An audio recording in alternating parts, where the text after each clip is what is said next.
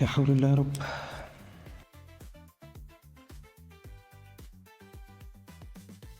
طب ما تاخدي تكملي الشرح. لا خلاص مش فاكر. حول الله. وماذا بعد؟ اظن الموقف ده اكيد حصل معانا كلنا، سواء بقى في الشارع او في المواصلات everywhere. ده كده كده هنلاقيه، وخاصة في المترو هتلاقي الناس كده بص في موبايلك بطريقة بشعة. فالنهاردة هنتكلم عن موضوع مهم جدا، وهو البرايفسي في مصر. لا هي مش موجودة. طبعا كلنا عارفين الخصوصية قد ايه شيء مهم، ويمكن يكون بعض الناس بيفتقدوه، بس ممكن يكون عن طريق السوشيال ميديا والتليفونات اللي بقت في ايدينا كلنا دلوقتي، او حتى في حياتنا العامة بشكل عام، يعني من بالظبط. أسئلة وكلام وأفعال. بالظبط، وخاصة كمان انت اتكلمت على حتة السوشيال ميديا والموبايل، فالبرايفسي مؤخرا اتعدمت بسبب السوشيال ميديا والموبايل. ما عادش في برايفسي في حياتنا كلها، ما فيش خصوصية. دايما تلاقي الناس بتطلع تصور نفسها في الاماكن اللي هي فيها، او تكتب بوست مثلا من مكان هي فيه، الكلام ده كله.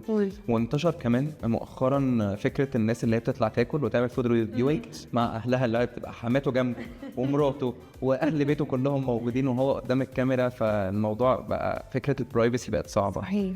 وكمان ممكن نقول نقطه مهمه جدا في المناطق البرايفسي، الناس في ناس بتصور مثلا في افراح، بتصور يعني الواحد بيكون بيصور اذا كان في فرح او اذا كان في مثلا واحد في الساحل، الكلام ده كله.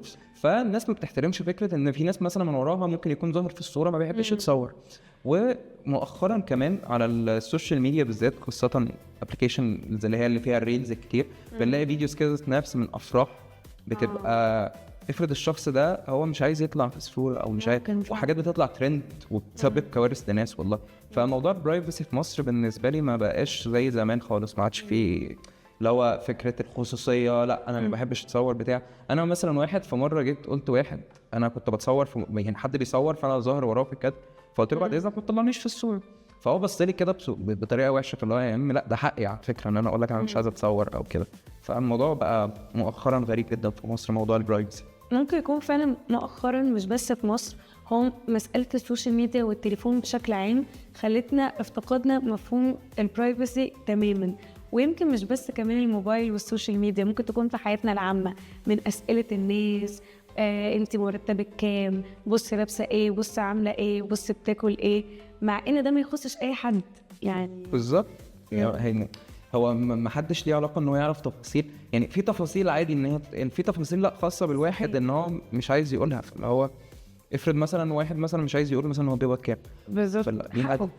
بالظبط. وخاصه عندكم انتوا في البنات يا مريم، الافراح مثلا لما تشوفوا مثلا بنت معينه او طريقه لبس معينه، فبتلاقي بقى لا بيبقى في ديتيلز يعني ملهاش حياه شخصيه بتاعت بني ادم. طبعا صحيح. مفيش حد دايما من حقه ان هو يتدخل في البرايفسي بتاعت او خصوصيه حد تاني يعني. يعني في الاخر عايزين نقول ان الخصوصيه بجد شيء مهم جدا، فكفايه علينا ان احنا نكون عارفين اللي بيدور في حياتنا، مش مهم نعرف اللي بيدور في حياه الناس. بالظبط. يعني في جمله كده مهمه جدا كنت انت قلتها لي من شويه يا مريم، اللي هو احترام خصوصيه الناس من احترامك لنفسك. صحيح. وده فعلا يعني دي حاجه مهمه جدا ان انت تحترم خصوصيه الناس، لان انت مش هتحب ان حد يسال عن تفاصيل. صح. بس ودي كانت حلقه النهارده من ماذا بعد.